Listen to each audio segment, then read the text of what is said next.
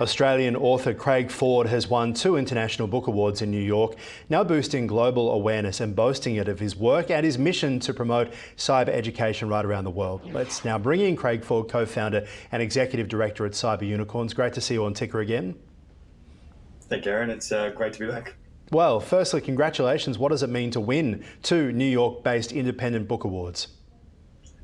I think as an Australian author, it's impressive in itself, like really winning one of those international book awards, particularly for that kids' cyber education book. As you were saying before, like the passion and the drive to really get that cyber education out to as many kids' hands as possible. It's very, very impressive. Talk to us about Foresight, how it encourages more younger women to explore cyber careers.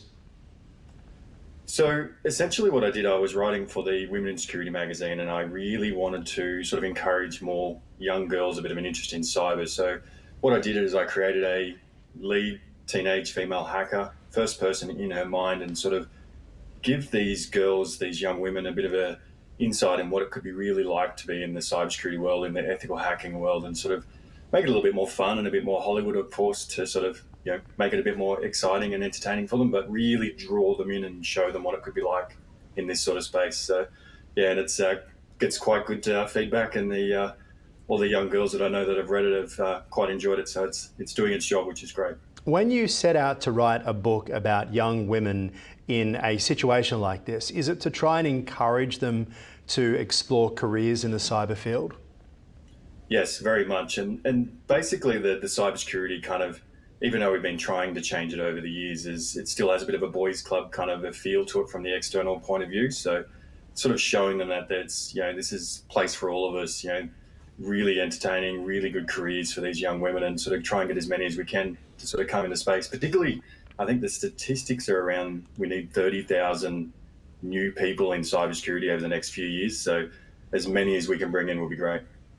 Let's talk about The Shadow World now, the other book, already reaching 7,000 Australian students. How do you think that the awards will actually expand what is already a pretty remarkable impact? I think getting that real wider sort of coverage and that bigger impact, not just in Australia, but in that sort of international market, can really help sort of get that book out there, and their schools to adapt it and the parents to sort of come on board.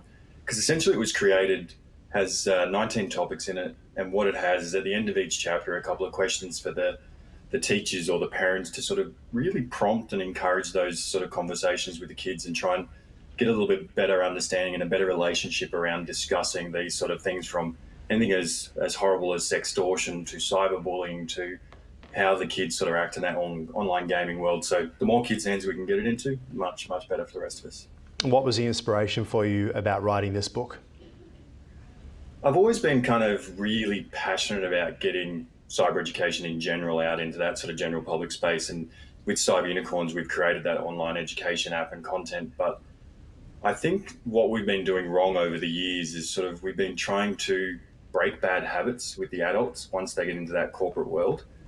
But I think the key is really getting to these kids in that really, really young age and helping teach them those sort of right behaviors and those right ways of doing things before we have to then later on in life break those bad habits. So starting as early as we can, really trying to encourage that good behavior.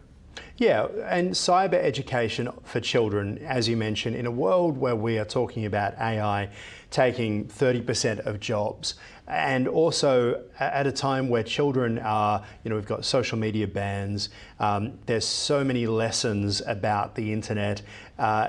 Kids aren't playing outdoors as much, they're playing Fortnite more. Why do you see cyber education for children and teens so critical today? I think it really sort of sets them up to sort of give them that nice solid foundation, particularly as you said, almost every part of our lives touches that digital landscape now. So really having that foundation, that base knowledge that they need to try and navigate that at least a little safer. Obviously we're humans, kids, adults, we all make kind of mistakes, and we will get caught in some of this digital sort of scams and things occasionally, but giving them that foundation to at least try and navigate that a little safer and then learn from some of those lessons, 100% the most important thing.